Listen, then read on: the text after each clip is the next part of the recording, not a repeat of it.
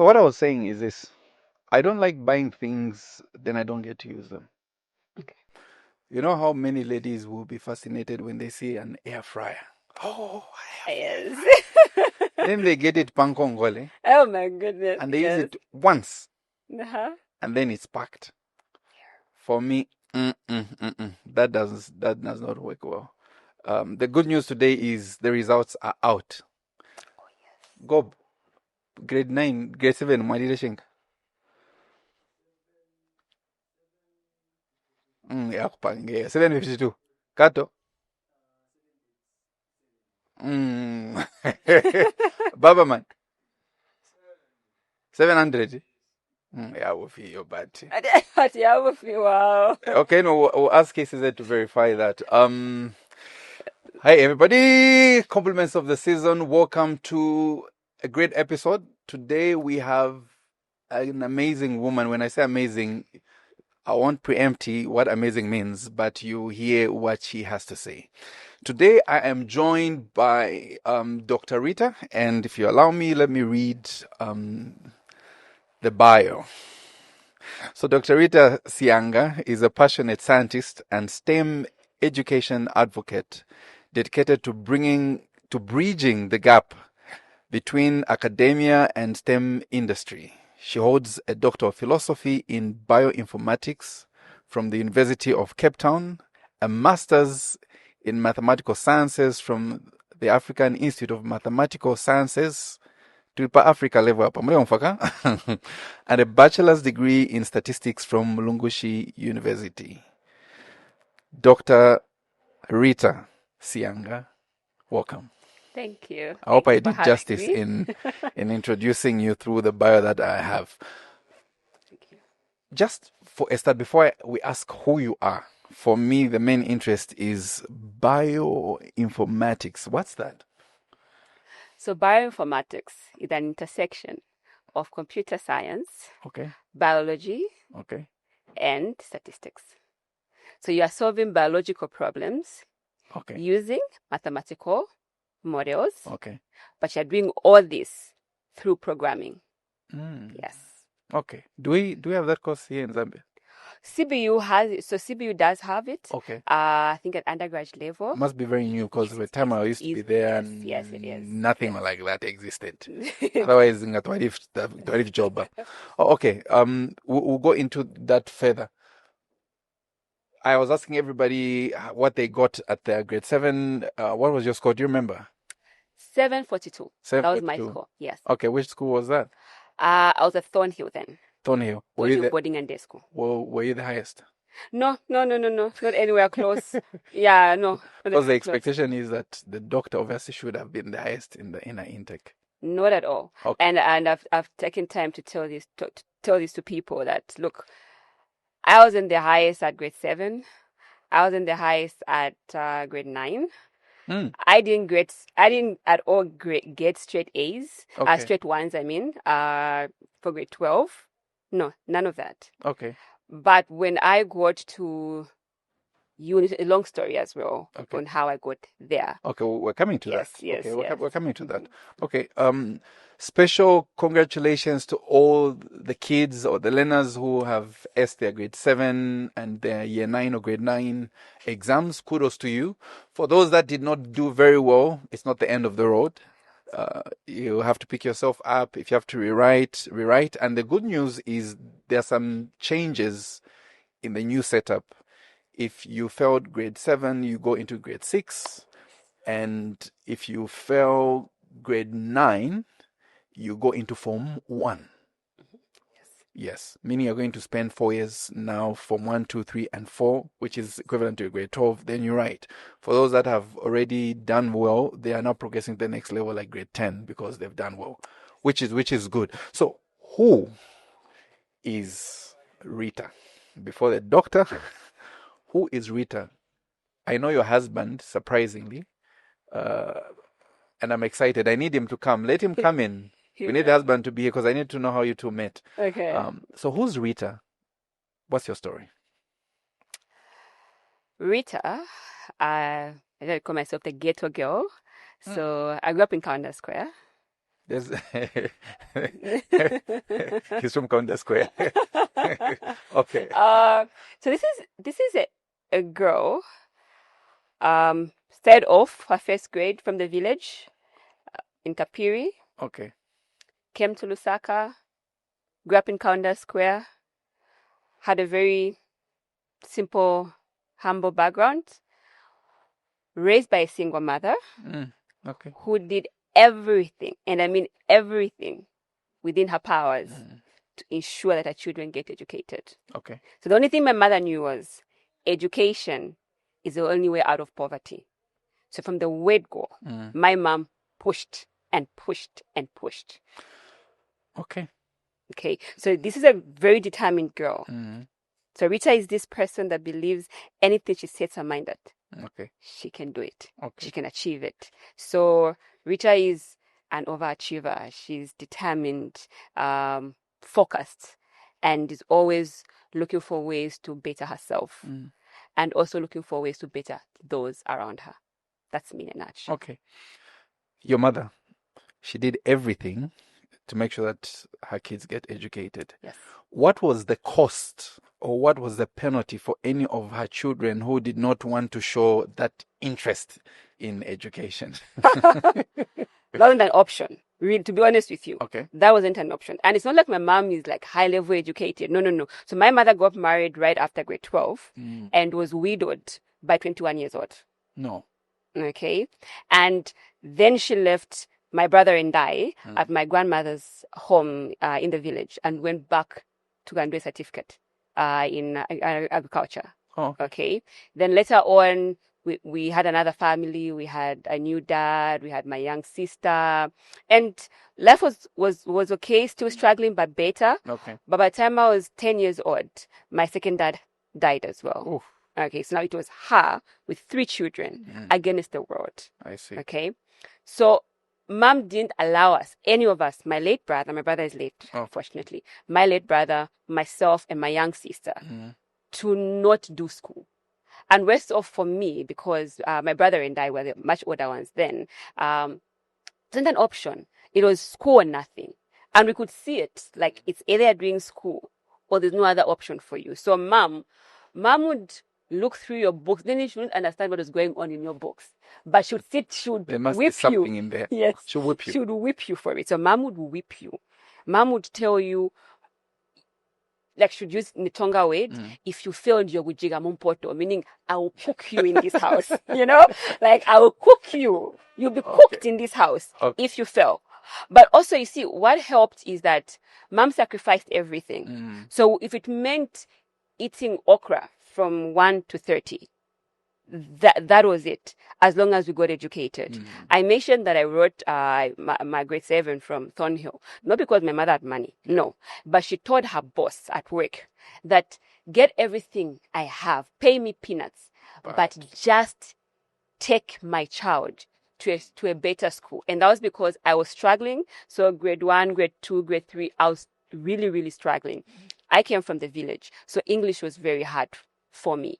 Okay. So I remember getting into Lusaka, grade 3, grade 4, nothing. Like I'd be the least, grade 4, term 3, I was the last student in class. Like, barakudo, do.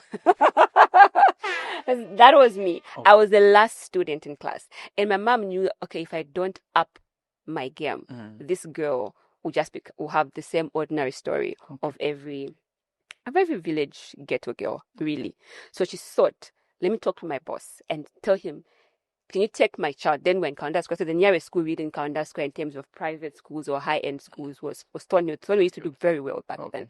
Yes. So she said, can you pay for my child at Thornhill?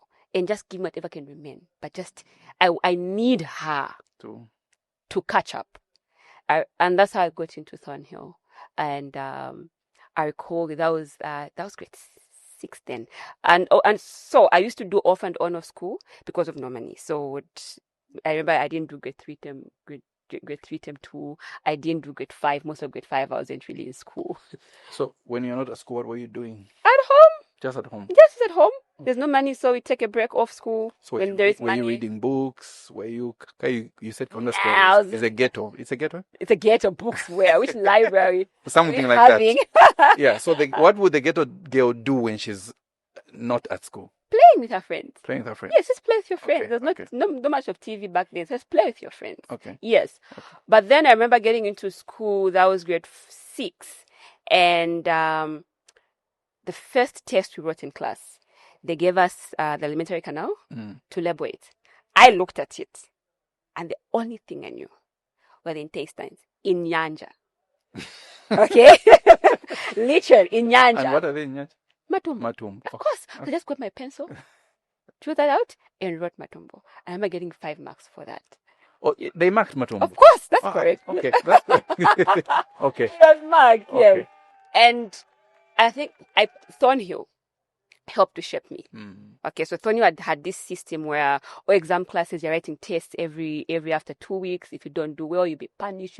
So it framed me. I found good teachers there who helped me. So I did pick up, though my English took time just for me to really catch on, but my math was good. Okay. Yes. So I did catch up, wrote my grade 7, stayed there for grade 8 and grade 8 and grade 9. Not grade 8. So grade 8, my mom had to pull me out because she had to support my cousin and she couldn't afford. So she had to, the little money coming in from her boss, she pushed it in for my cousin. And the moment she was done with grade 12, and then I was put back at Thornhill. And I did my grade 9 from there. Okay. I did well. I went to Njase Girls. Oh, you went to Njase Girls? Yes, I went to Njase. My wife was at Njase. Ah, nice. I think for junior secondary or She's I've never lady, been, right? She's a lovely lady, right? And she's smart, of course. Yeah, she's smart. Very smart. Yeah, so I competed from Just Girls. So you went to boarding school? I went to boarding school in grade 10. Would you send your kids to boarding school? Would I? It's a yes and no. So I'll explain. Okay? When I got to boarding school, I remember back then at JASO, we had like 4 classes of grade 10. And we were a lot when we started. But by the time we were completing, some had been chased in terms of, just for bad behavior. Yeah. Others didn't do well at grade 12. Others did.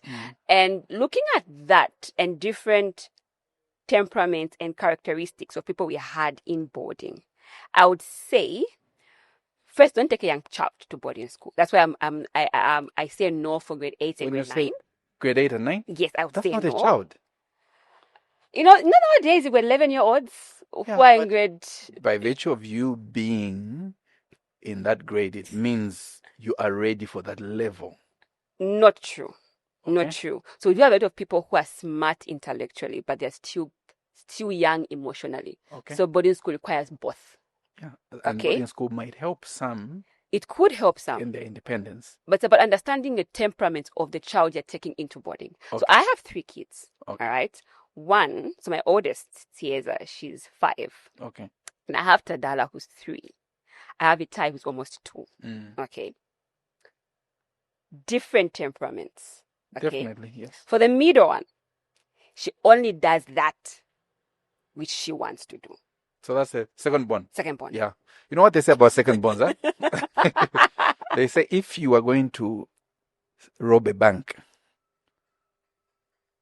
there is no doubt that the second born is the child that you would pick to go and rob the bank with. True. There's just something about them. Yes, there's something about that. Okay. She speaks her mind. Okay, they both speak their mind. But Tadala, the second one, is you can't push her into doing something she didn't want to do. So of those 3, who would you send to boarding? I would send Tadala. Even thinking. Maybe Tadala, I would send her. Maybe Tadala. The oldest, I'm still observing, and I've said, I think I won't send this girl to boarding. Let me see how far she goes. Tieza, I feel like for her, she goes with the mood. You know what I mean, right? So I've seen this with friends I met in boarding, where others, if they're not strong, they're not strong in their personality and strong in standing on their grounds, they can easily get swept.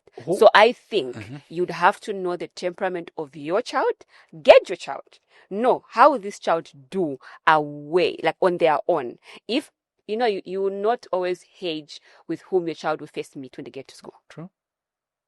Okay, so how ready are they really for independence, Mm-hmm. away from you seeing it every day? So when they are home, they go to school, you'll be able to gauge, something is changing about this child.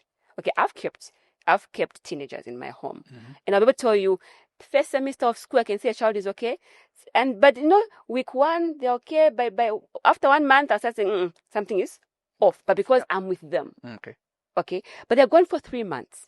By the time they are coming back, it will take you 2 years to observe a child has changed, because you only seen them in a month. Yeah. So I think you'd need to understand your child. So let's do a contrast between your firstborn child, Mm-hmm. whom clearly haven't picked. You are not willing to send to boarding, maybe because they're on a softer side. Yes, I would have to watch her. Yes. Maybe she's in grade 1, by the way. So Are still you has time. are you the firstborn child? No. I'm the second. You're the second. Yes.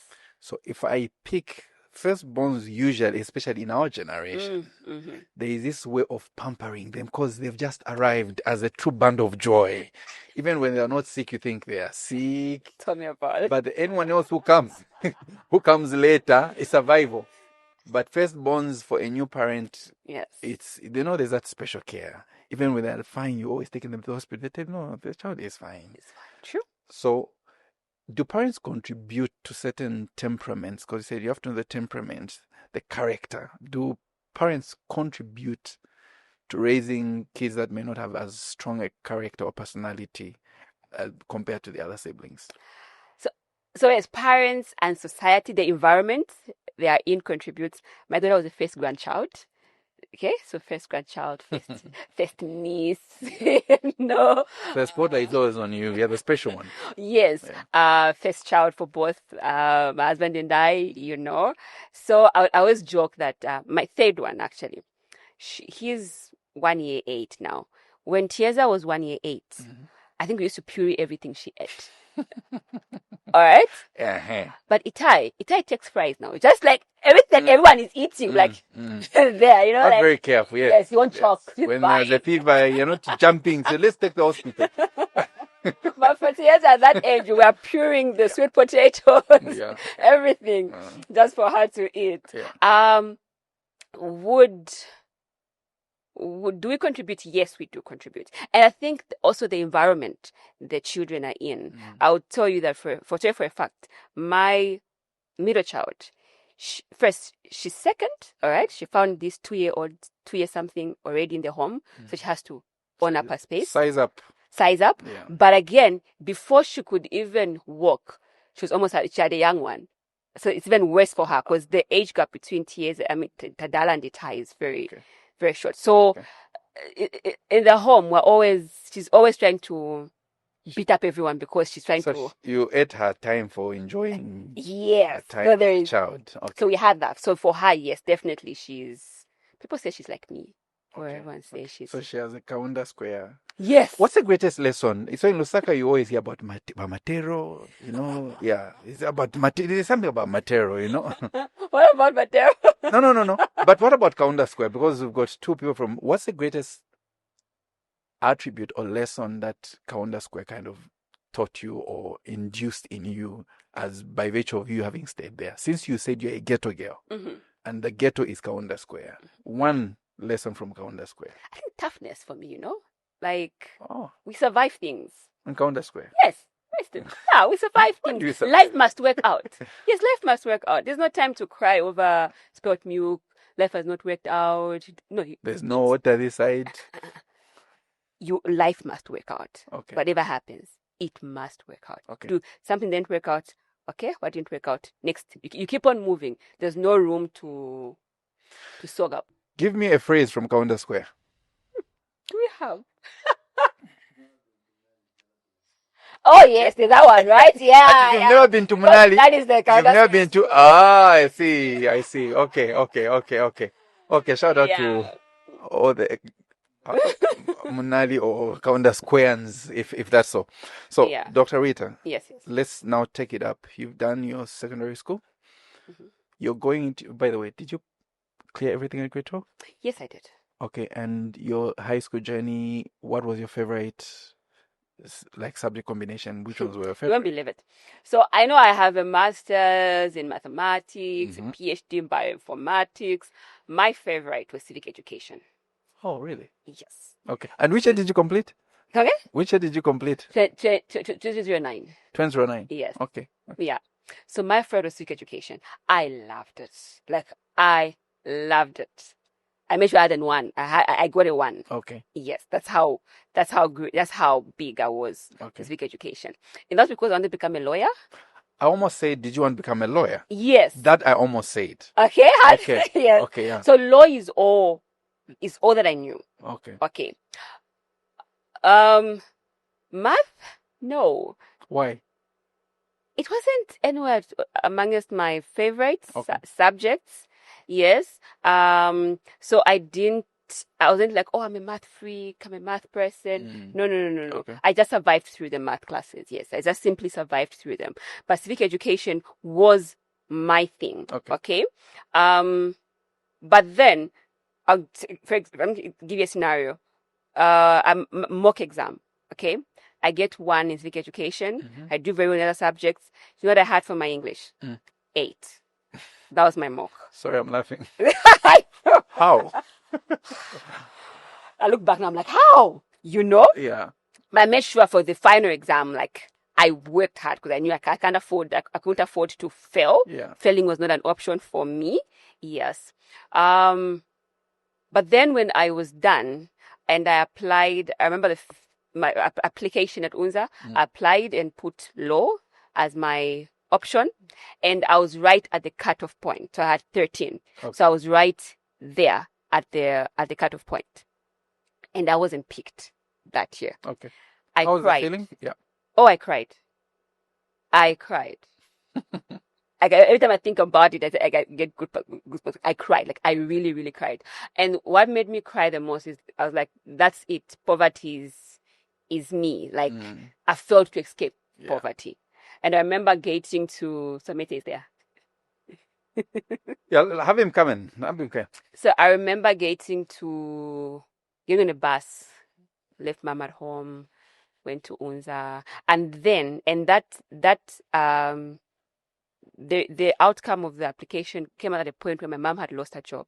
So 2009, January, my mom, like our sole provider in the home, her contract wasn't renewed. Yes. So that was 2009, January. By February, mom had to, like, she had to give her children, give different relatives to keep for her. So my young sister went to live with my aunt. My brother went to live with another aunt. I was in boarding school then. My mom went to live with her friend. Because there was nothing else for us now. Like, she's not working anymore. So I remember grade 12 was a mess. Okay. Yes, it was a big mess. Because by then... So when you close school, where do you go?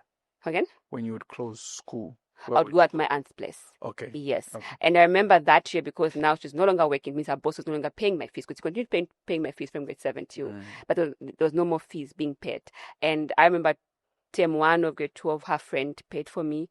Term 2, her other friend paid for me. And I had great friends in boarding, really. Very good friend. I would mention one. Her name is Malwa. God bless her heart. Okay. Because Malwa, if you're watching, we love you. We love you here at the ZED Education Podcast. Mete, how are you? I'm good, thank you. So Malwa was amazing because I would go to boarding with 1 pack of sugar, a pack of pads, pot of peanuts, and Malwa would get, she should come with a food trunk, and she would just get those things I had, throw them in a trunk. I said, Rita, tukuja pamoja. That's it.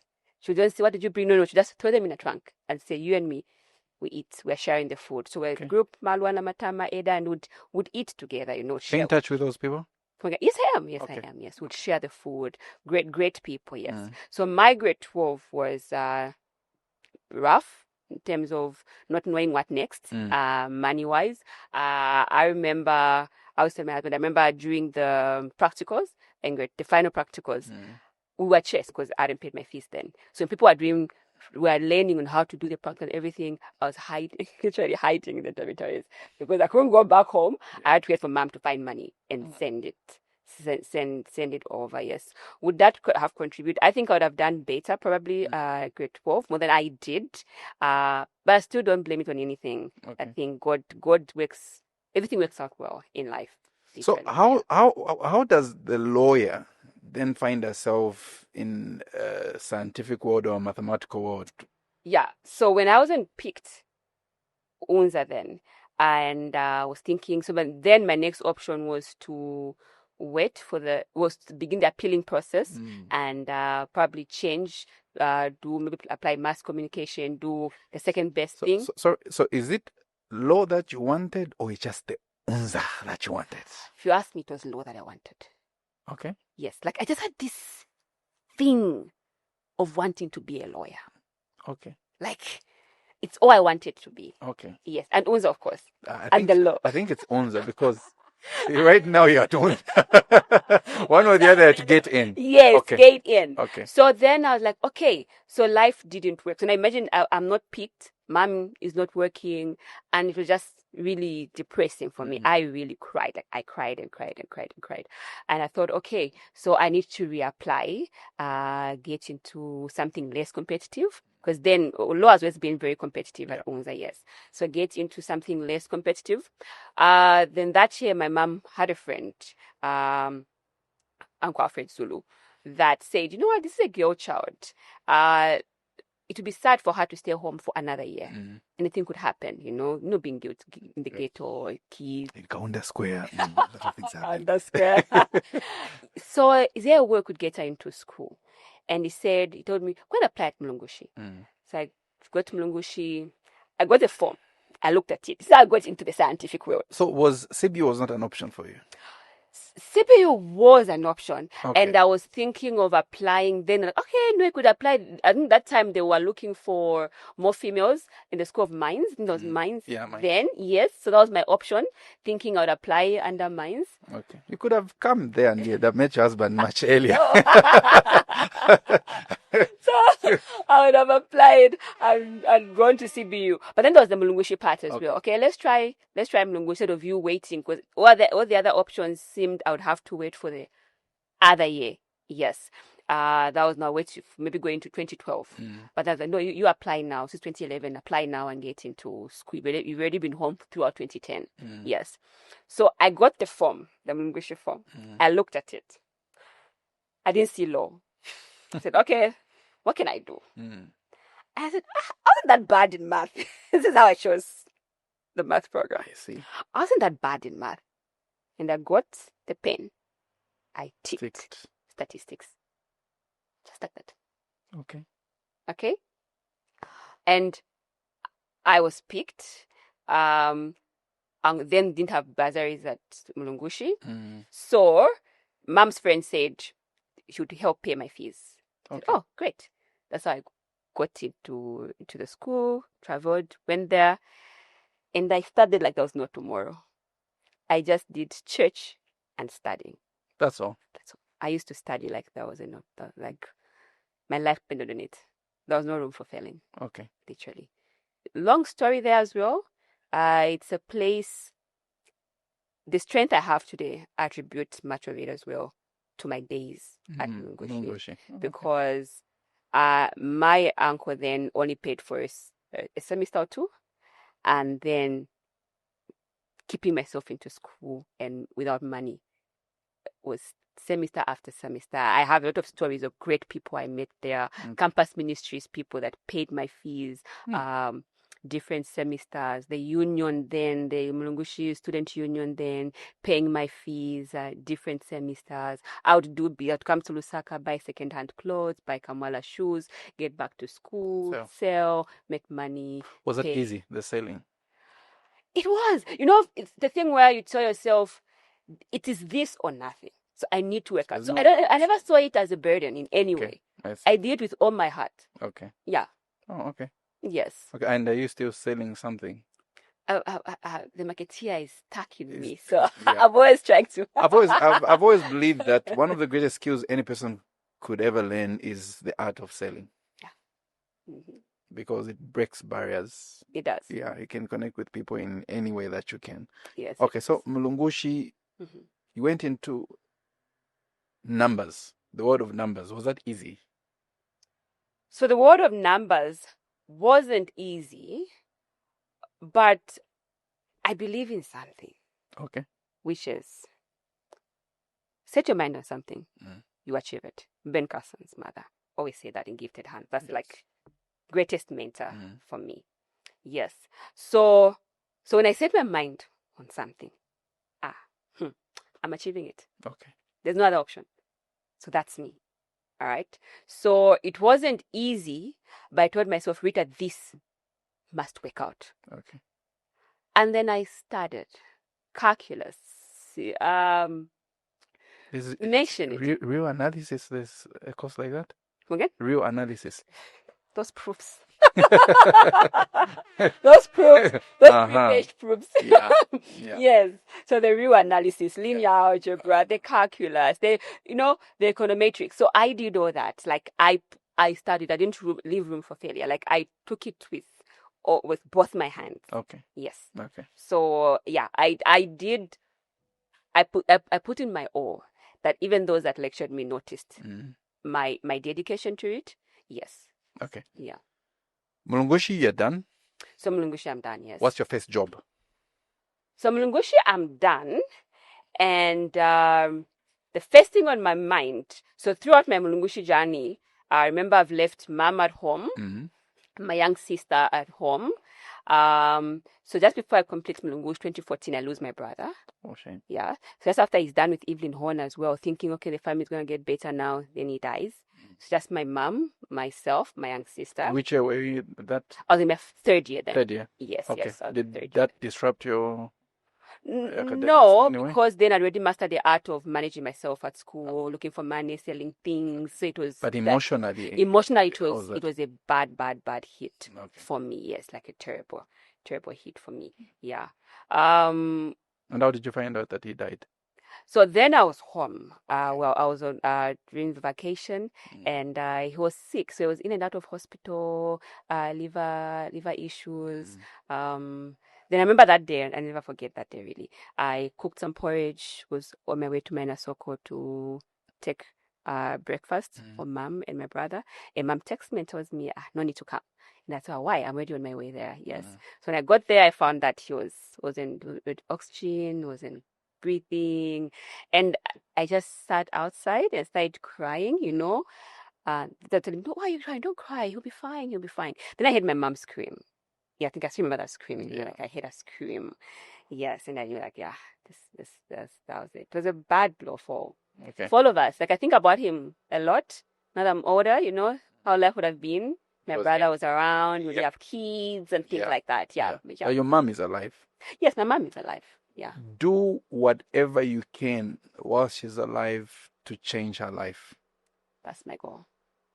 Don't ever wait until you think maybe when I'm rich enough, I'm a millionaire, then I'll do certain things. Trust me, hear it from me. I was telling Kato the same thing. Okay. There's never a great time to do something for your parents. True. You don't want to reach a point where I wish my mom was here when you have everything. You could fly out of Zambia. Do whatever you can now. Now, the simple things. Now, what you can afford. Now is what matters. Because sometimes life is not guaranteed. If you're going to wait, so let me make, I think, 10 million. That's when I'll spoil my mother. True. You may never get that chance. You get the chance to make the 10 mil. By the time the 10 mil comes, your parents might not be there. True. Because she sounds like a great woman. She is a great woman. Yeah, she sounds like a great woman. So, I need you to still explain. Do you get a job after you complete your Mulungushi studies? So I complete my Mulungushi, and the first job I get, so before I get this job, that's 2015, I have one goal in mind, to get a master's. Okay. I said, I want to get a master's out of this country. How, I don't know. How can Rita leave Zambia? But anyway, I want to get a master's. So when I'm done with Mulungushi, that was 2015, December, I meet Mete Banda. Where is he? So story. Let me first explain about the job part. Yes. 2016, I work for... I did this as research assistant roles, these NGOs, research assistant. Where? Like your first day I want to hear your first job, like Okay, the so first if I time you say received my an first- an offer. And when I Okay. say a job, Okay. I mean a job where you wake up and go, not about pay, because there are some jobs that we did, but we can't call them jobs. But they were jobs. Okay. So my first job was with SOS Children's Village. Okay. So there I was a data analyst. Oh, okay. Yes. For how long? So did they you had I was with them for about 5 months. So they had with a degree. With my degree, yes, Okay. I'd completed my studies then. Okay. They had a project, a gender parity project. Mhm. Yes, and they needed a data analyst then. So I got on that role. But of course, it was meant to be full time because that's a short term project. So it was like a 5-month project. Okay. Yes. So that was my first full time job because then I was sitting in PHI at their head office. Were you getting enough money? Then I was getting, I think I got a 4,000, yes. Okay. Yes, it's 4,000. Yes, that's For a nice. fresh graduate, Yes. Okay. Then I was getting a 4,000, and I was with SOS Children's Village. Okay. Yes, I stayed with them for 5 months, and then, but background, I was actively looking for a master's. Okay. To go looking for a scholarship to go do my master's. So give us a secret. How can one get a scholarship to go and study in SA? Okay, so you have to look out for the opportunities. All Where? right. You need to look out for the opportunities. So if it's STEM related, Yes. you have to follow the STEM platforms. There's of course the African Institute of Mathematical Sciences. You follow them. You follow different other platforms that offer STEM scholarships. Okay. Other than that, you got all these Zambian scholarship bursaries to China, to UK, to Germany. All right, so all these affiliations that come on board to work with the government to sponsor different people, different programs, different learners for different programs abroad. Yes. And you can also follow UCT, University of Cape Town, because they'll always periodically post what scholarships they are having, what different programs they are offering. And so most of the time is this. So at times you could apply for a space at UCT, and then you go through their scholarship profile, and then you apply for them with your acceptance letter. Okay. So there's that option as well. So you get the acceptance letter first. Yes. And it shows that you have been admitted. Then now you need support. You begin to apply. Okay. I understand that. I know that it's hard to have some of this information and these links if you're not in the system. Yeah. So when you meet people who are in their system, look for mentors. Let them mentor you. Let them share this information with you. Okay. And I'm available for that. Okay. Yes. So how did you then get into SA? So similar thing. I would have never known anything about SA. Come on, count that's great. Like, where would you get that information from? Oh, you know, it's Munali. Yeah. Fly over. So for me, one of my lecturers took a keen interest in me. So Miss Sianga, you need to get a scholarship. Like, he really encouraged me. He said, your future is bright. You look like a girl who could achieve a lot. Okay, so at the moment the African Institute of Mathematical Sciences advertised for applications for masters from African students, he sent it to me. Okay. And said, Sianga, apply for this. At this point, was your husband in the picture? Yes, he was. Where are you? I was applying for N. Yes. He was? I applied for that in December. No, he wasn't. It's like just like 2 weeks before I met him. Okay. Yes. Praise the Lord. Yeah. Okay. 2 weeks before. But when I met him, the first thing I told him, so how's your name, Rita? What do you do? I just completed. What next? I'm looking for a scholarship. That's the first thing I said. Sharp. Yeah. Okay. Yes. So you went into SA? Yes, then I got accepted for that scholarship. So they pick students across the continent. They'll maybe pick 3 or 4 from each country, and then they put you in this space where you would know that you're not smart. You know, like, really? Yes. Okay. School year is hard. It's tough. Okay. It's very challenging. Okay. Yes. You meet people that are mathematicians. Real mathematicians. Real mathematicians. Yeah. Okay. You know those mathematicians where the lecturer is writing a lot of equations on the board and you don't know where he is at, and someone puts their hand up and says the mistake there. Yes, that's You're wondering. where? Where? Yes. Okay. That type, yeah. Okay. So that was AIMS. So it's short form is AIMS, quick AIMS. Okay. Yes. So how do you survive in an environment like that? So when I got into AIMS, Mm-hmm. and the first week, so there the learning is in blocks. So the first week was like we had coding, right? So they're throwing into Python, right? Learn how to do Python, Yeah. and I'd never heard of it. Okay, and so you're there, you have a computer in front of you, and you need to learn how to code in a space of 3 weeks, because in the next 3 weeks you'll be applying that coding to different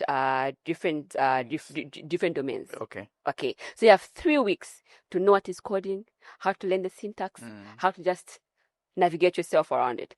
It was tough. I remember then there were days when it's okay, take a 10 minutes break. I'd go to the bathroom with my phone. I'd call my boyfriend then. I'll be crying. I'm like, I don't think I was set up for this. Like, this is tough. Oh, yeah. You know, like, this is really, really tough. And of course, you can do it, you know, things like that, yes. And one thing that helped me survive, of course, here there was determination. But even the determination was not helping. You know, I learned to work with others. Okay. Yes. So I looked at the room and asked myself, who understands these things? Okay. And there was this girl from Nigeria.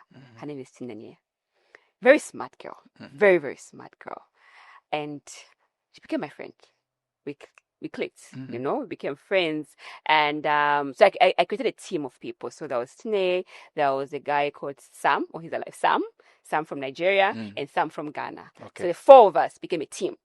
So we would study together, so that, you know, you'd help each other understand things. So it helped. Okay. Yes. So for me, really, it was that place taught me how to work with others. Don't just live alone in a circle thinking you're smart, thinking you know these things. No. Work with other people, create a team, and learn from each other. Yes. And just on that, which other area can we apply that principle that you've just shared about working with others? I would say, well, a lot of areas. I would say work. Okay, just like normal place of work. Don't just sit on your corner. You know, learn to share ideas with others, get other people's ideas, learn from other people as well. That way your work is easier and your goals are met as a company with ease when you work together. Church is another place for me, really. I'm right now, like the whole this year, I've been the ambassador leader at China Mysia Church. If I worked alone, I wasn't going to achieve what we've achieved as a club this year. So it's also working with other people. So we collaborate, not compete. So yeah, don't compete. No competition. Let's be practical. Yeah, no.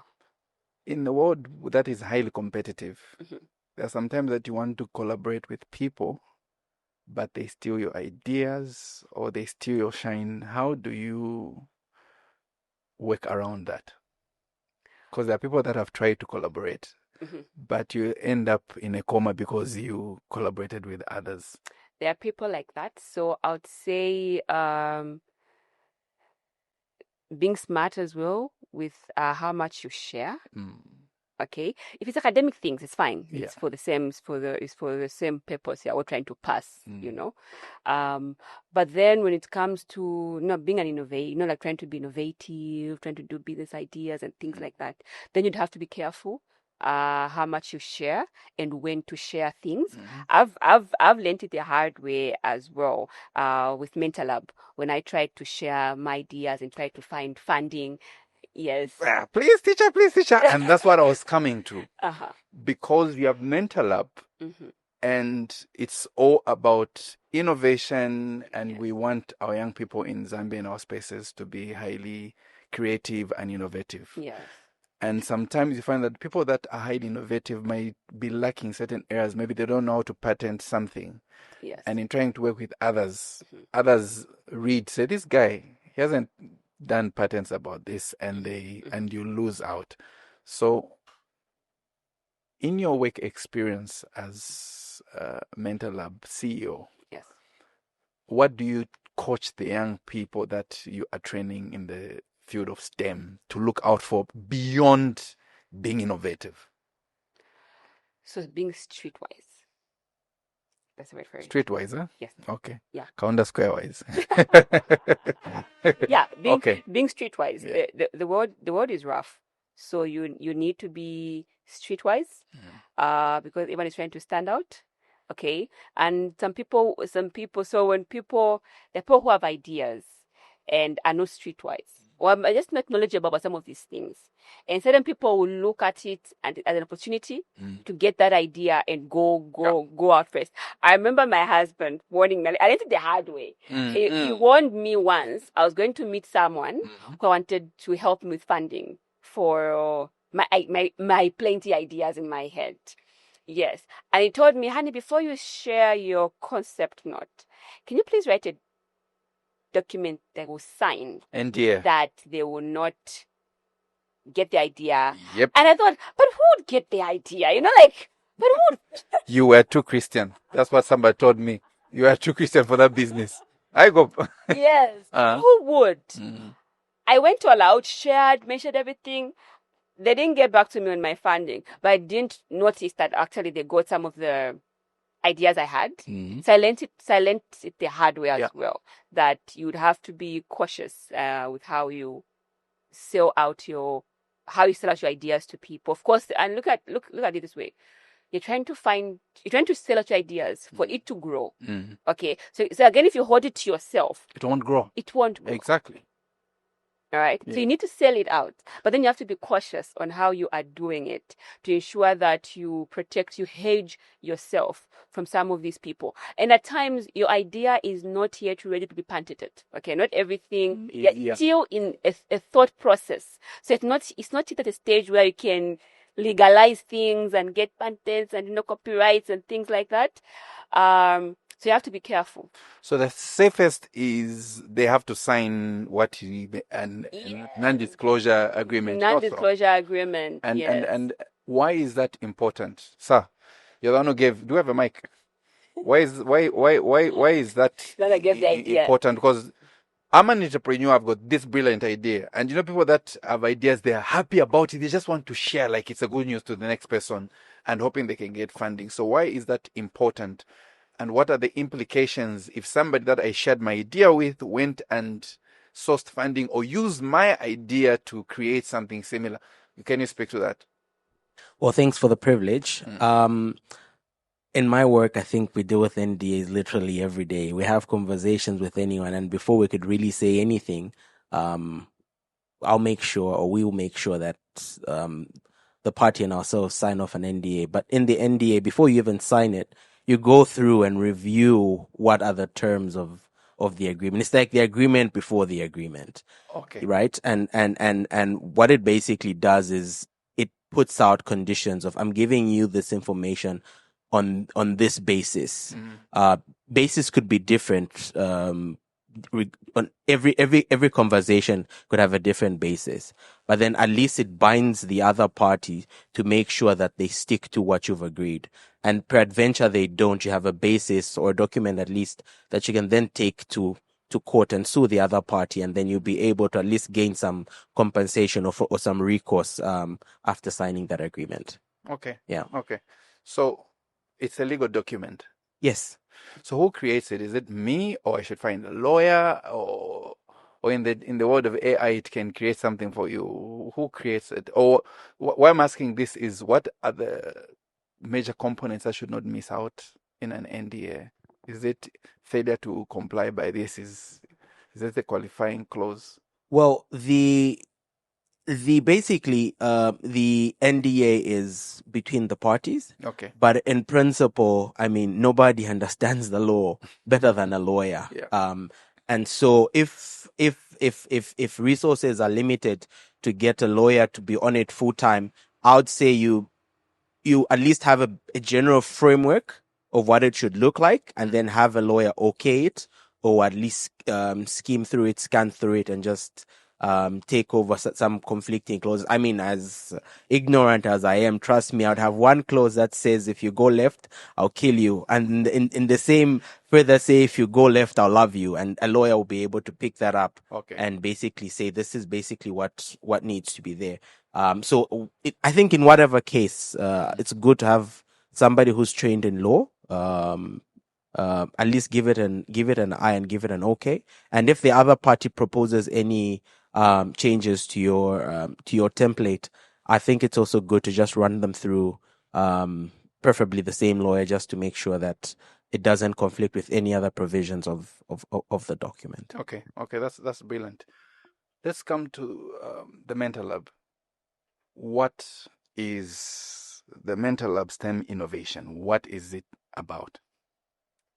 It's a platform, or Okay. it's a space that offers academic mentorship Okay. to young people, that grooms young people with an innovative mindset Okay. into being critical thinkers, problem solvers, all right? And with the ultimate goal of bridging the gap between STEM education and the STEM industry. Okay. Yes. Is this a program that is tailored for girls? No. So it's tailored for both girls and boys. Okay. Yes. And so if you look at the preamble of MentorLab, it was more focused on mentoring vulnerable children. Okay. Okay. And that's because for me, I also attribute how far I'd gone my education because of mentorship. And my first mentor being Ben Carson and the Mother, that one book I read when I was young. And I thought... Gifted Hands? Come again? Gifted Hands? Yes, Gifted Hands. Yeah, brilliant book. Yeah, brilliant. I love it. Brilliant book. You should read Gifted Hands if you haven't read it. Yeah, It's, that's every young person should read that. Yes. It helps you also discover yourself. Yes, Yeah. it does. Yeah. Okay. So my view on success, mostly for the ghetto child, is that you need to have someone that you can look up to. Okay, you need to not look up to per se, but you need to have a vision of the world beyond where you are.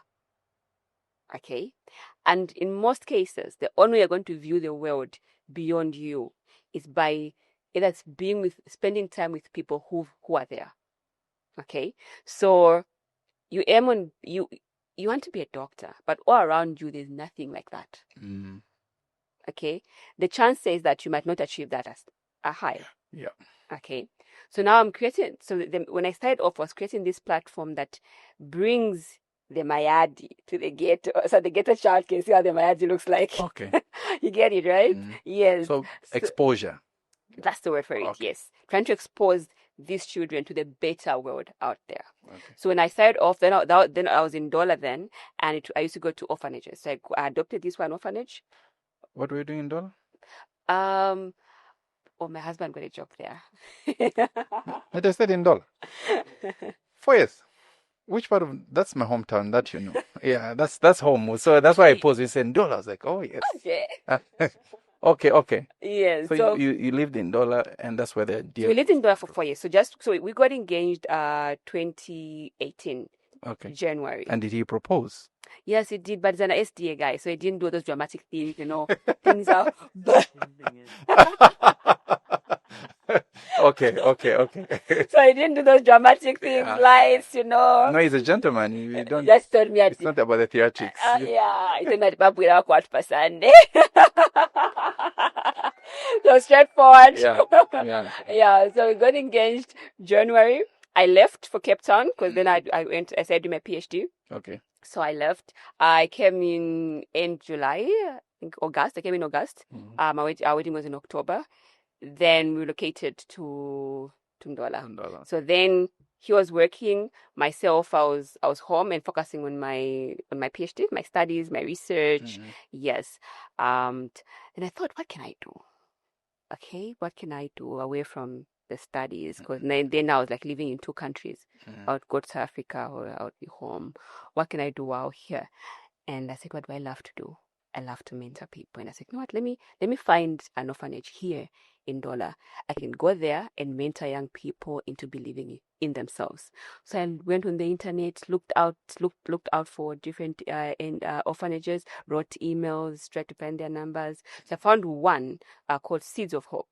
I wrote them an email introducing myself, what I do, and if I could come to the orphanage and mentor the young people there academically and just talk to them every day, see how I can groom them.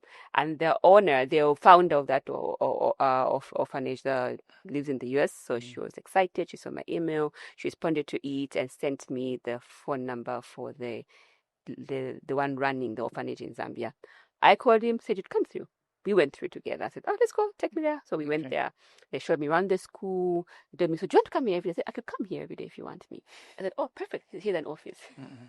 So I got myself an office. Yeah. So yeah. And I used to go there and I loved those children because I'm still in touch with them up to now. Some of them up to now. There are others I mentored too, the way they've completed their university studies.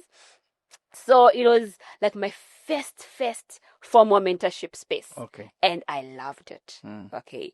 And from there, so I tried to bring in this thing of easy ways of understanding STEM. How can we break down calculus in a fun way? How is it applicable? So my focus is more on application. You should invite me for one of those sessions that you have. I will. That is something that I enjoy to do. I will. To make learning fun and make it highly practical, such that even the guy who's not good in English starts to believe, to say, we can understand if you are you understand that? There are no barriers. Yeah, you should have been a teacher. Anyway, you're in academia. Yeah. I'm running out of academia, but yeah. You are? Oh, sorry for another day. Okay, sorry for another day. So I wanted to boast. Ndola gave you a great environment. Yeah, I did. That you had this idea which was born, and now it's here. It's all because of Ndola. Shout out! This no. Let me prove it. This man seated here is from Ndola. Oh, okay. So what you're seeing here, all these things you're seeing, Ndola. It's Ndola. That's what Ndola does to you. Yeah. Where did he propose from? In terms of the relationship? No, for the thing. It was in Ndola, not so. No, that was Lusaka. It's in Lusaka. I was in Lusaka, she was in Cape Town, and I sent her Western Union. Okay, but coming from Quito, we passed through Ndola and... I know, yeah. You're talking about his proposal. Yes. But then I was in Cape Town. I think I was in Joburg. Then I was working. So there's a phase where I was in Johannesburg. I was working in Joburg. And he sent me Western Union. And the question, Western Union is that you'd have the question, give an answer. Yes. So his question was, would you marry me? And then there's only one answer. It has to be yes to get the money. You see, guys from Chipata are sharp, huh? You say, oh, no, you lose the guy, you lose the money. Say yes. Yeah. So that was. Ladies and gentlemen, that's Metebanda. That was the engagement. Yeah. Okay. Yes. Okay, that was brilliant. Now, MentorLab is trying to teach kids how to be innovative and creative. Now, let's talk practically. Kids who are in the ghetto might not see what is on the other side. Yeah. So they need to see people that can at least show them the way and also help them believe that, look, it's possible. It's possible. You can do it. Yes. If I did it, you can also do it. Yes. Now, I want us to talk about creativity. The other day I was listening to a podcast on my iPad. Can I check on it? Where the presenter was talking about a research which was done. There was more like a psychometric assessment which was given to primary and kindergarten kids. Okay. Meant to test their creativity. Okay. And then compared to high school postgraduate, like those that have finished secondary school. So two groups. Kindergarten, like, okay, these babies, primary school. Then those that have just finished secondary school. And those that have finished degree level. Okay. And the primary school kids, these beginnies, had a higher score in terms of creativity compared to those that had gone through formal schooling at year 12 and those that had gone to university. So this is not a Zambian research, UK based. My question is does school, formal schooling in this case, kill creativity? Yes, it does. How? It does. It does. It does. The more reason why I was saying that I've spent some years trying to leave academia. I see. Yes. Okay. So why does it do that? So the formal schooling has a one-size-fits-all Model type of learning. Okay, you must grasp things at the same pace. Okay, in one way. Okay, there'll be someone standing in front of you, is teaching the concepts. You should understand them. All right, but minds are different. True. Okay, some people need to see things artistically to understand.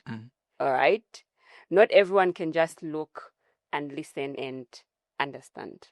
But formal school is one of my favorite video.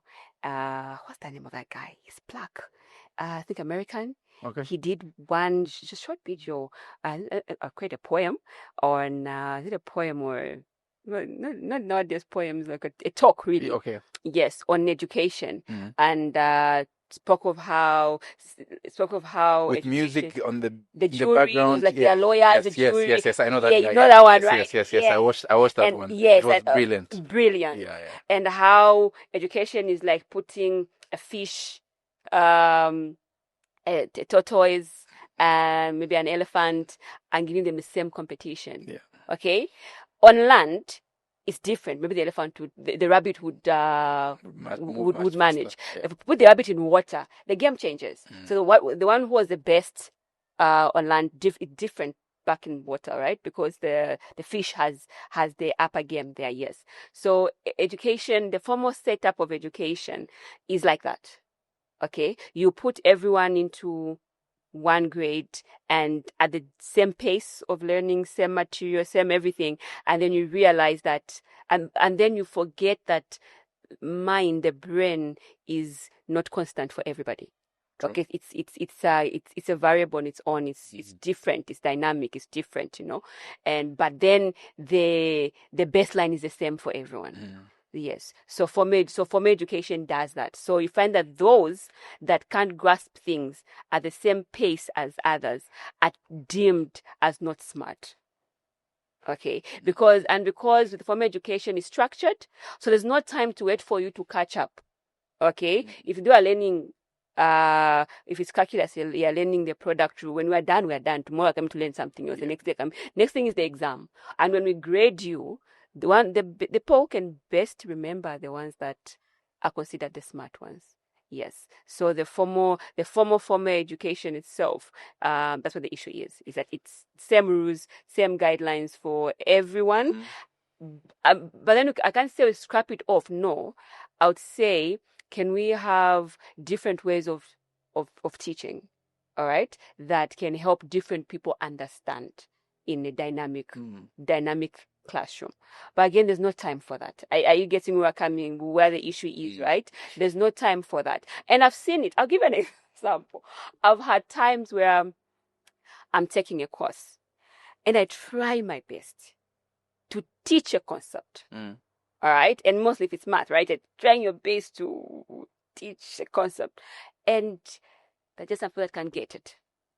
Right? And I know deep in my heart that if maybe they took a different approach, they would easily but there's no time for that. The same is coming to an end. Are you getting where the issue is? Yes. So that's where the issue is. The young ones don't have that stress. Young ones are giving them their brain is still young. They have not been subjected yet to saying learning is in one way.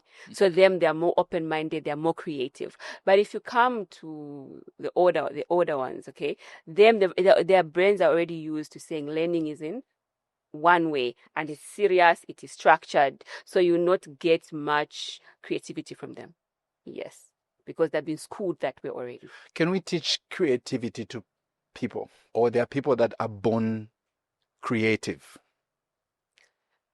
So the only thing I believe people are born with when it comes to things people can do is singing, because I can't sing. Oh, you can't. But Yeah. okay. But I always say this: you can learn anything you want to learn. Okay. So we Yes. can teach.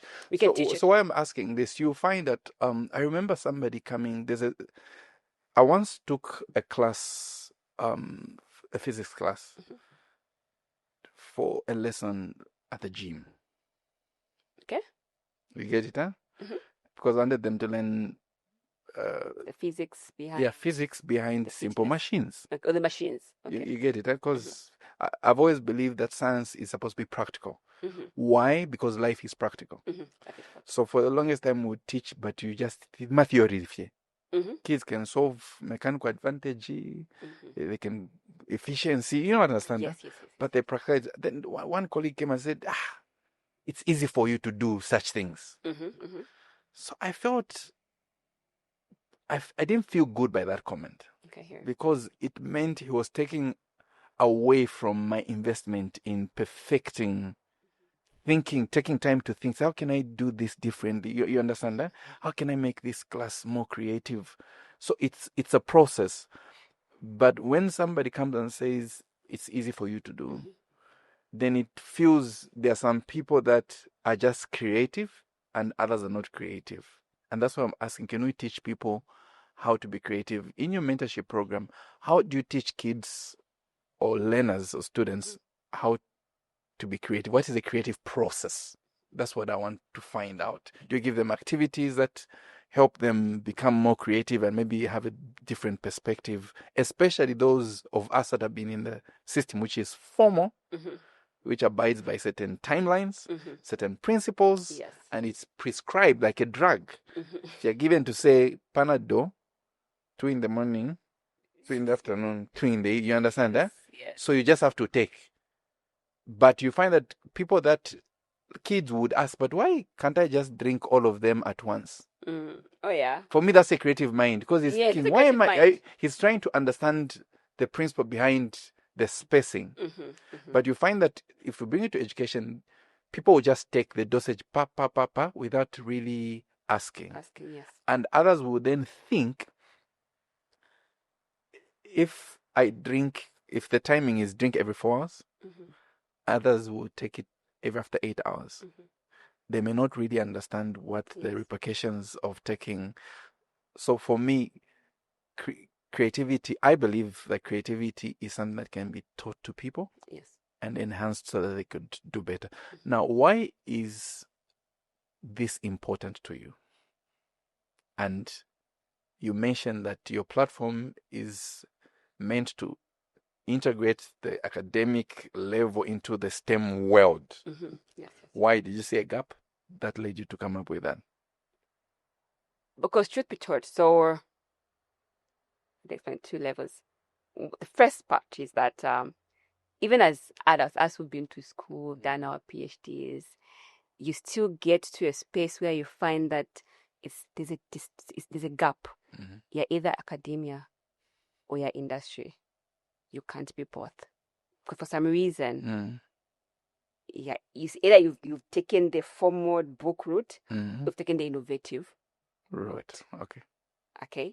And I always said, I want to be both. Oh, so you want to be both? Yes. And how's that been? It's been very hectic. Okay. You're asking, it's been very frustrating at times. Yes, quite frustrating, because I'm trying to do something different. Yes.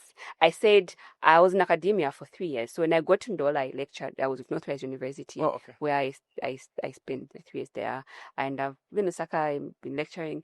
And I said, for what it calls for in terms of what Zambia deems as academia, I don't like it. It's boring, because it's just locking you up in the world of mastering the concepts and teaching them to others, and that's your life. Even if you don't understand the concept yourselves, yes, and the impact in the real world. Yeah. Okay. So for me, it bothered me a lot.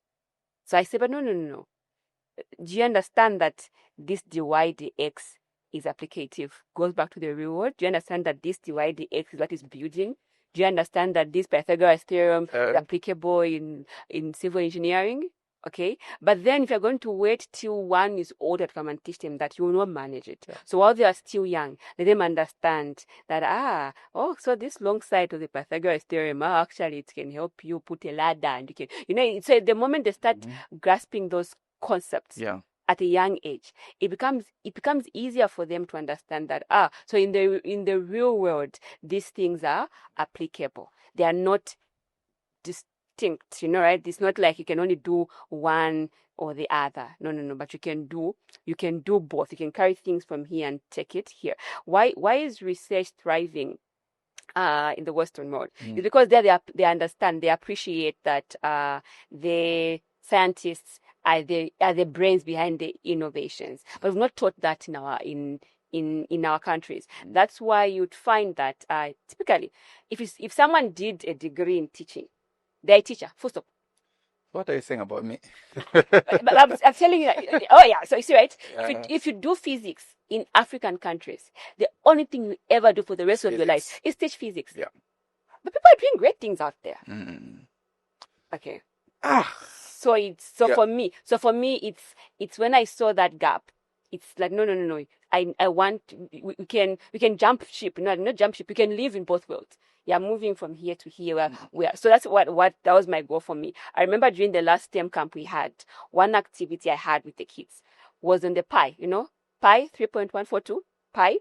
When I started teaching them about pi, of course we were bored learning about pi, but I just taught them for like 5 minutes because that's an introduction, and then I said, well, guys, so we all know what the number of pi is, right? Great. Then I brought in different spheres, okay? Round plates. Let's say you have brought them here. Yeah. Yes, different spheres I brought in for them. And then so that day I went I brought in the measuring tape, paper, pens, different shapes, and I said, now each of you, put them like in groups of twos. Pick up any sphere object, measure its circumference and its diameter. Find the ratio. We kept on doing that. And the calculator. We kept on doing that.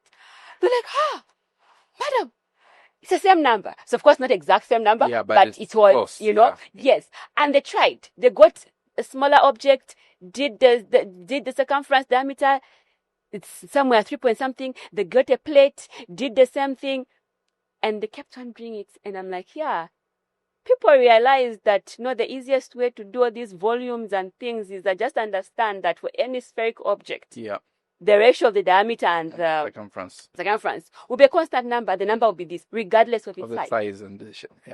And that's it. And those kids, they never forgot the pi. You get it, right? It was taught in that way. It was fun. We did the experiment. But of course, in a typical classroom, that's a long time to run such a project. To run that. So teachers would feel, there are 16 in this class. No, for us to get these measurements. So they'll shun away from that. But it becomes important. And the learners I was teaching that to. So this particular STEM camp had most learners from Kaunda Square Stage 1. Then orphanage they are called House of Joy.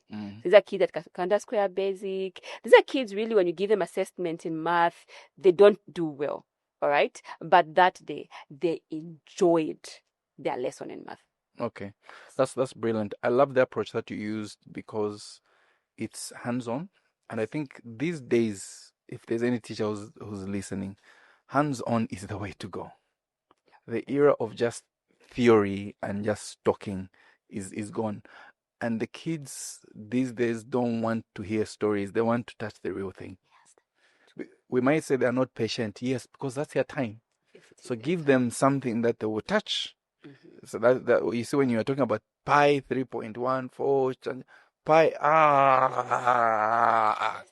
but the moment you brought in the physical things, the attitude changed. Even those who have been interested, because this year I adopted a House of Joy orphanage to mentor them. And how many kids are there? Come again? How many kids are you? 20. So 20 kids. And I could see from the first days, if you just bring in math things, like, but of course, when you just bring in the experiments, you're doing all these gravity things with them, you put water, get different objects, stones, then they start getting, you see, they light up.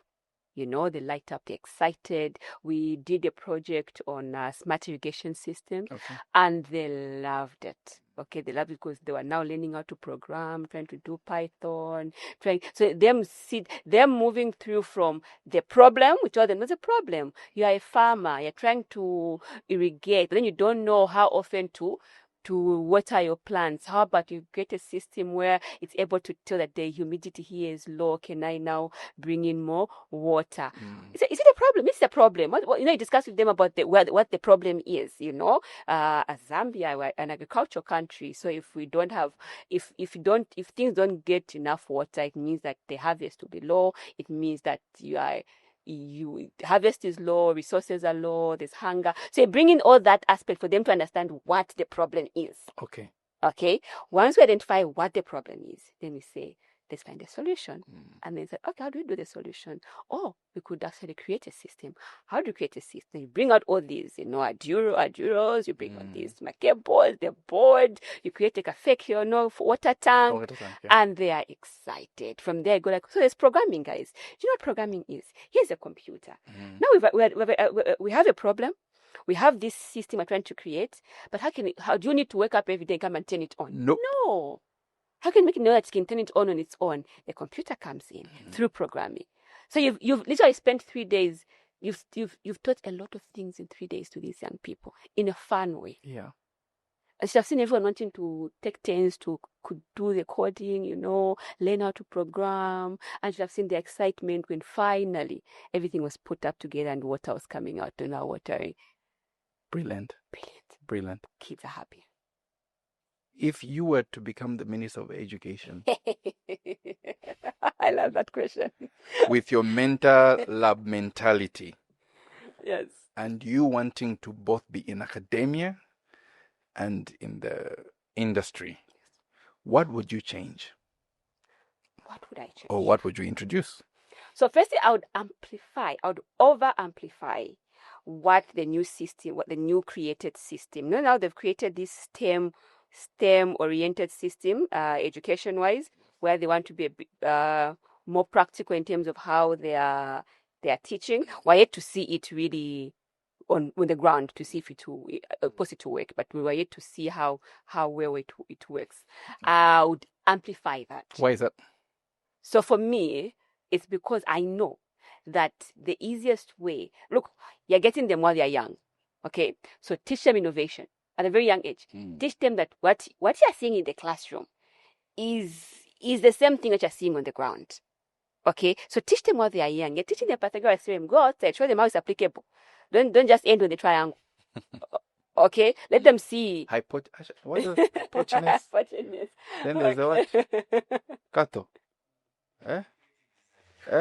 Yeah, creative design. Even there, it's there because just this mic here. If you look here, it's there. Even just it's there. Baba man. Pythagoras or something. Yes, continue.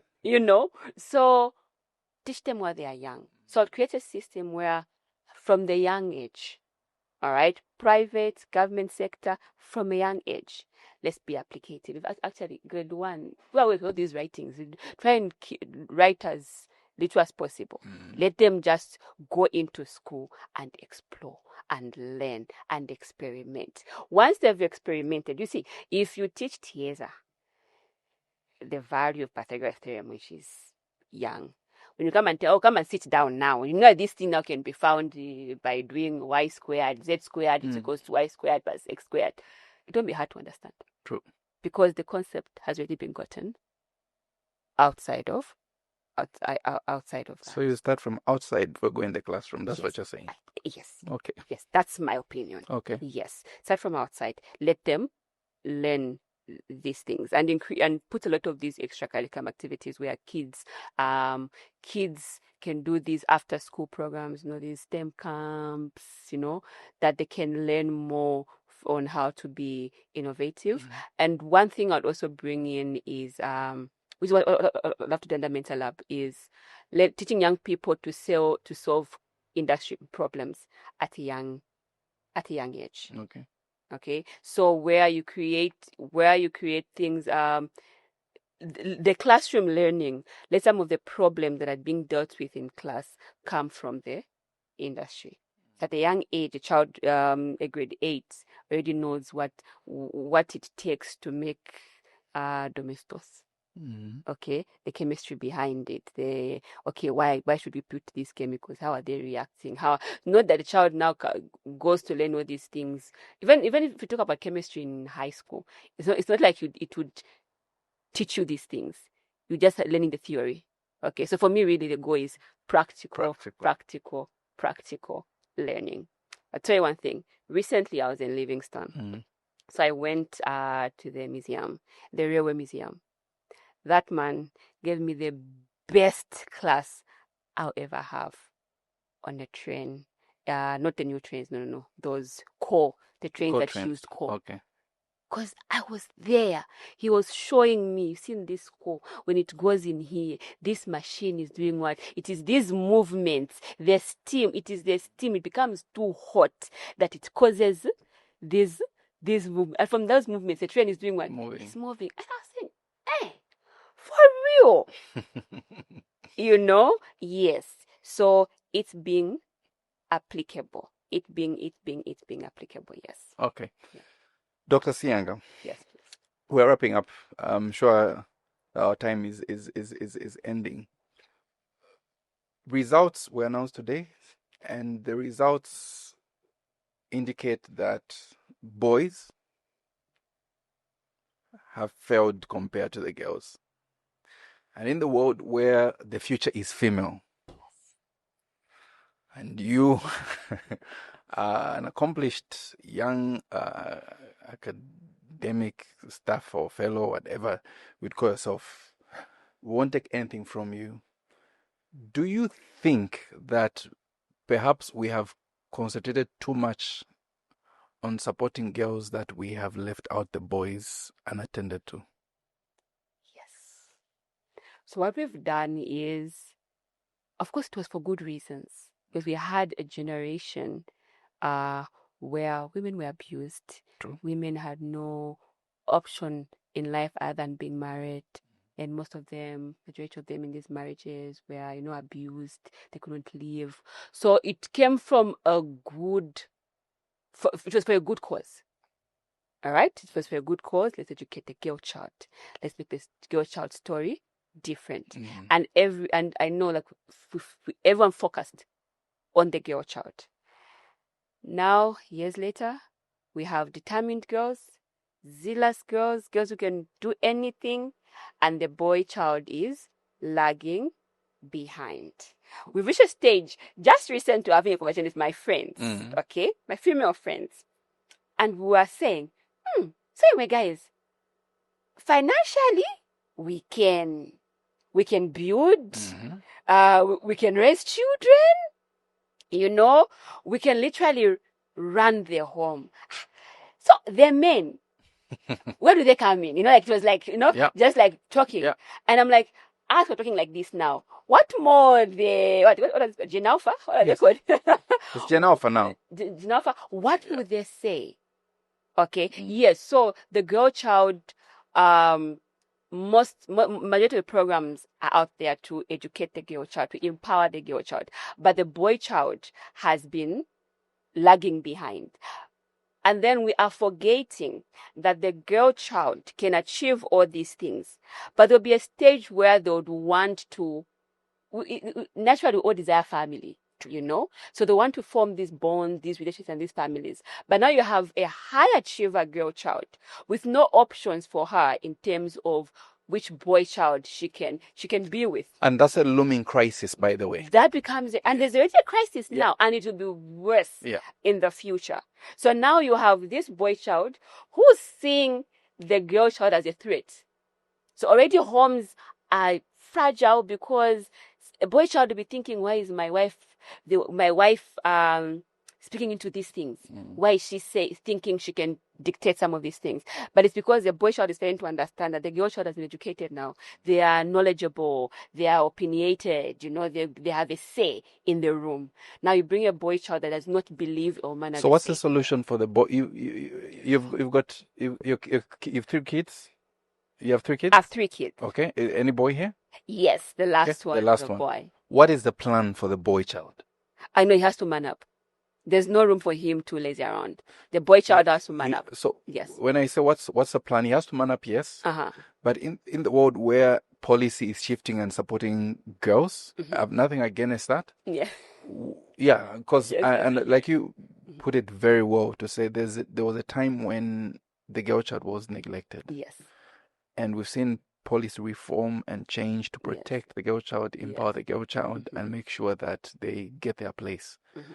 But in reforming policy, we are forgetting that this girl child will need men to be around with, to work with, and that also help understand. her. So there is a looming crisis where the boy child of the future will not understand the woman or the girl child of the future. They will not.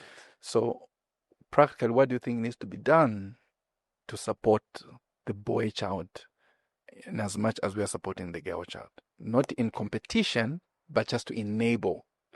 What practical ways can we do that? So what's the plan? So firstly, for me, I think I'll start off at a household level. Okay. Guardians and parents need to take that active role they've taken in pushing the girl child to do beyond their imaginations. They need to push it towards the boy child as well. Okay. In so doing as well, as they are pushing the boy child, the same way, that they've built a girl child into being able to do life in different spheres. Okay. They can manage their home, they can do chores, they can work, they can manage the entire life. Okay. They need to teach the boy child to also be like that, independent in taking care of themselves, independent in managing their academics, all right, and independent in knowing that ultimately, regardless of how high achiever a woman is, and I'm thinking from a biblical point of view, the man still remains the head of a house. Okay. Okay. So from that angle, you can't have a laced up head of house. So the homes themselves need to groom men to be a true head of house that can manage a woman who is educated and a woman who can manage your home alone. You know what I mean, right? Yeah, I get you. Yes. So it starts from the homes, the parents. They need to push the man to know that, look, you're the head of the house. All right. But because the woman has moved from being a peasant person and they are now high level, they are CEOs, they can't have a head of house who can't match up to them. So they need to push, they need to train the boy child to be able to handle the high achieved woman. So from the first, I'm talking about parents. Yeah. Train your sons to be high achievers as well. Getting into, then from there now, I'll go to the global entities out there. Okay, we have a lot. It's women. These bursaries. It's women. Yeah, 20 for girls, 1 for a boy. Yes. So today, you see, he raised his hands. You see that, huh? Yes. So even when we talk about gender, is it equality or equity? You find that to some degree, it's not really that word is only used when it's in favor of the female. So if you look at sponsorships, you find that there are many opportunities for girls, but less for boys. So a small variation or difference, disparity for me wouldn't matter, but a wider one. The wider raises questions. Yes. So I'm now speaking to the entities out there, the government entities and the private sector, that as we are aiming to empower the girl child, let's remember the boy child. I do understand that. I remember one person telling me, when you're applying for funding, when you say that your funding is going be for girl children, I finished, you get it's a through ball. Yeah. And I said, I've been with the boys from day one. I don't want to leave them out, because I think this is also very important for them. So it's also the world out there. All these funders, they are really, they are more inclined to support projects that support women. Yes. And we will not blame them. Sometimes it's because I believe that numbers don't lie. No, numbers don't. Because some of these funders are given statistics. And these statistics is what informs to say the crisis this side is that girls are disadvantaged. Yeah. But can we say that over time, that crisis which was there has been attended to, at least if to a level that we need now to balance? So can we say that? Not Beyond for the countries. story, Are there are we talking numbers. about in Zambia or I'll talk about just Zambia, because we get people funding projects here Okay. that we even have many programs that we appreciate that are funding girls. Mm-hmm. So what about the boys? Oh, the boys. You understand, huh? Is that So we're talking about abuse cases. Mm-hmm. There's more highlight on the girls than the boys, meaning the boys is abused and we never hear the stories. So could it be that those programs thrive on the fact that there are statistics which are given from whoever is doing the research, like the people in academia, and it then informs people seeing that I think we need to put more funding in the girls? So I would say yes. So if you look at when funders are getting some of these stats, they will not probably get the stats from. Don't get the stats from Southern Province grade 7 results. Okay, and seeing that the females are more than the males or the past mark years. So the stats will mostly come from what's happening in the compounds, what's happening on the news, so the media. We have more abused. We're seeing stories, women being abused, being beaten, being killed, and things like that. So the stats will come from there, more likely. And also, look, Zambia is big. In Lusaka, I would say yes. We've achieved the girl child education, the girl child that should do it, yes. But I still feel like in the villages that's not the case. True. Okay, that's not the case. So you find that if you go to the rural schools, you would still need to put incentives that will push a girl child to want education, unlike the boy child. True. Okay, so in Lusaka, yes, it's different. In the town area, I mean, Mindola Town, Kitwe, it's different. But in the deep communities, you'd find that the boy child still has an upper hand, even at house. For me, these things start from house. At household level, you find that still is the girl child who needs to take care of the entire home. The boy child has more time to study. So it is in these things that you find that funders are more inclined to want to support the girl. But I'm still standing to say we need to we need to push up The boy child. the boy child, yes. Correct. As we are bringing in all these programs for the girl child, we need to bring in the programs for the boy child. And I'm happy. I think of late, I did see there's a guy I met. I was speaking recently, and that's Lusaka Central Church. They had an entrepreneurship get together. Oh, I missed that program. And there was one guy I met that told me that he does mentorship program for boys. Yeah. Okay, I've seen Kuzipa do boy camps. Yeah. Okay, I saw another time, and not Kuzipa, but somebody else also doing a camp. What they're calling it a Roo camp. I don't know, like panel beating camp. If you have a boy child who's giving you problems, bring him to us for 1 week. I saw Dr. Roger Siatwambo. I think he had a men's conference. Shout out to him. And we hope one day he can come on this platform. But he did a men's conference, and it was brilliant. I have one last question. Yes, please. And I was saving this one because I needed your husband to be here.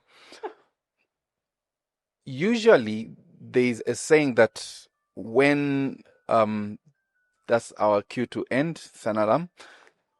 Usually, there's a saying that when women get educated to a certain level, they lose respect for their husband and they cannot be managed. So here we are with Dr. Rita Sianga, married to my brother. Is that true that when you ladies get educated at a certain level, you feel, so what can you tell me, sir? Is that true? I'll speak for myself and the ladies in my circle. Okay? Yes, I'll speak for myself. That answer, yeah. And the ladies in my circle. I would say that's not true. Okay. Okay? And I would say that maybe it's not true for us, but because even when we were choosing who to settle down with, of course they asked us to settle down with them, but even as when we were agreeing and choosing who to settle down with, we took time to understand the type of man these men were. Okay? When I met my husband, the first thing I told him, I'm looking for a scholarship to leave the country. And the very first contact we exchanged was an email. Got my email address and I got his. Because he told me, you know what? I know there's a scholarship in Turkey. I'll send it to you. Okay. So supportive. Very supportive from the first day. When I was going to Cape Town the very first time, the ghetto me was just packed my bags and was ready to go. He asked me, do you have any money? I'm like, no, because my flight was paid for, the scholarship paid for, everything. I didn't even think I needed to go with any cash. Like, why would I even get it? My mom was just happy, telling the whole world about the child. Getting on a plane. Getting on a plane. Was that your first flight? Of course. Okay. He told me, you cannot leave this country with nothing. He went, gave me runs, Even the passport, even told me at my chance, I don't got your first passport. Like, even the passport, he helped me get the passport. Okay. So for me, Mete has seen me through like different phases of my life, When I was in Cape Town, he was a great support system for me. The PhD phase, I feel like giving up multiple times. He told me, I will not allow you to give up. So for me, my husband is my greatest cheerleader, There's my mom and then there's my husband. Like they are my cheerleaders, like she cheers me on, like he never allows me to settle for less. Okay. So I think for us, he's never questioned why are you going to the office? Who are you having a Zoom meeting with at night? No, who are you talking? Like there's that mutual respect in him understanding my word. Okay. I just told him I'm going for a podcast, right? I'm going. He didn't know where I was going. And he drove you here. You get me, right? But he brought me. Yeah. He didn't question it at all, like, oh, who is it? No. So he supports me all the way. And I support him, and he can talk for himself, but I support him as well. So there's never room for anyone to feel disrespected. Good. Yes, we discuss everything. No room for anyone to feel disrespected. There's mutual respect. There's love. I respect him. He's a man of the house. Okay, he's the head of the house. I respect him. We have children. They adore him. You know what I mean, right? When it comes to people, I've heard this comment really. Even my fellow, the STEM men, I remember back then at UCT, the guys in my office would always say, no, we'll not marry you people. You can't marry STEM women. Us want to go back home and marry from the village and things like that. Because, no, educated women are a problem. Okay, so even the educated man thinks the educated woman is a problem. It's a problem, yeah. I think, of course, maybe there are some that are a problem, but I also think that at times it is the boy child failing to match up with the girl child's education. So if you're threatened. Yes. So I think people do feel threatened. Are we threatened, Mete? Well, it depends. I think if you're a dreamer and you're a fighter yourself, you actually feel complimented rather than threatened. Yeah. But I think when you're laid back and you watch your wife skyrocket and they're plummeting in the mud, of course you will feel threatened. But I think it's about you being a man with a vision, a man with a direction of your own, that will basically also help you just support the direction she's taking. But you know what unsettles most men, and when I say most men, African men, is on the subject of being threatened. What happens when your wife earns 4 times what you're earning? You get it, huh? Mm-hmm. As a man, first there's ding ding ding ding ding ding ding. It's Jake Paul being knocked out by Anthony Joshua. You understand, eh? I want you to speak to that. I've a thought on that, because you should feel it. But is this your partner or your competition? So can you speak?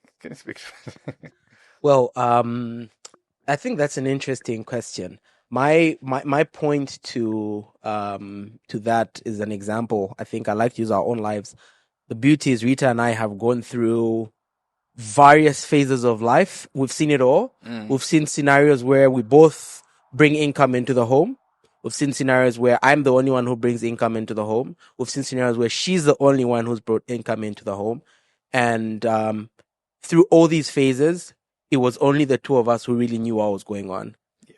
Because to the outside world, we've always been one. So I think for me, it's not a gender issue. It's more of a personality issue. Because sometimes you just can't. I mean, I can't go to my wife's boss and tell him, don't promote my wife because then she'll earn more than me, right? Yes. So it could happen that one Man day to she man, will, man to man, understand me. don't give her the promotion.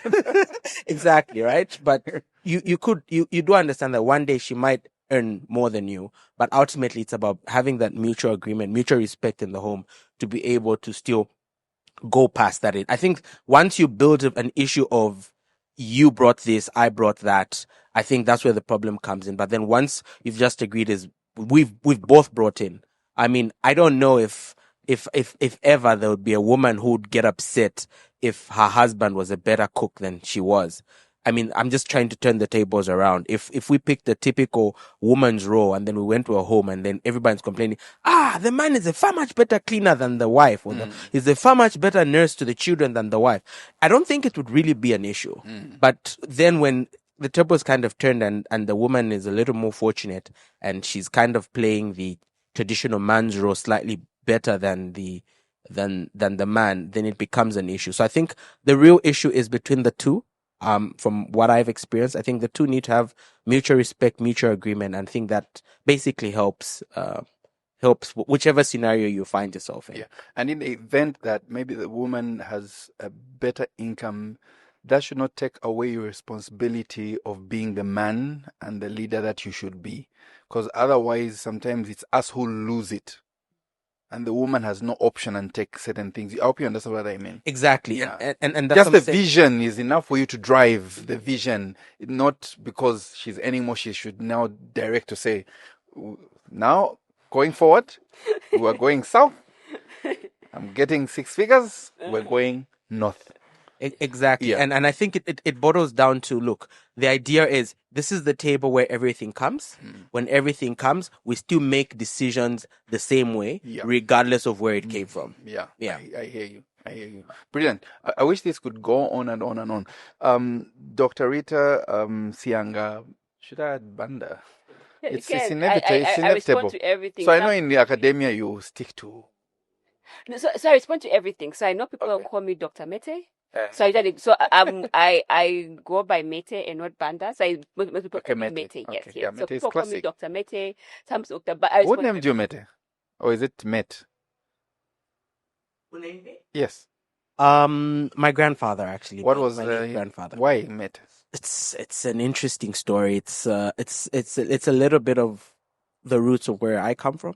My dad's grandfather, who happened to be my great grandfather, was the like traditional head of a village, and so he was nicknamed Mete.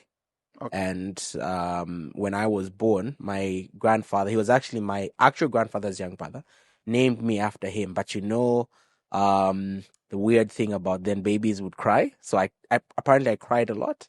And so he came back and changed my name to name me after my great grandfather's stopped nickname. crying? I wasn't there. Well, I was, but I wouldn't remember. But yeah, that's the story. Okay, interesting. Dr. Mete, Rita, thank you very much for making it to the podcast. Thank you for the mentorship program you're doing for both girls and boys in making sure that they are creative, they are innovative, above all, they're able to translate what they're learning in academia into industry. For me, that means the world to me. So thank you very much for making it. And to your husband, thank you for being a good gentleman. That young man has learned how to propose, eh? Yeah. So thank you very much. Until next time, compliments of the season to everybody. We are out. Done.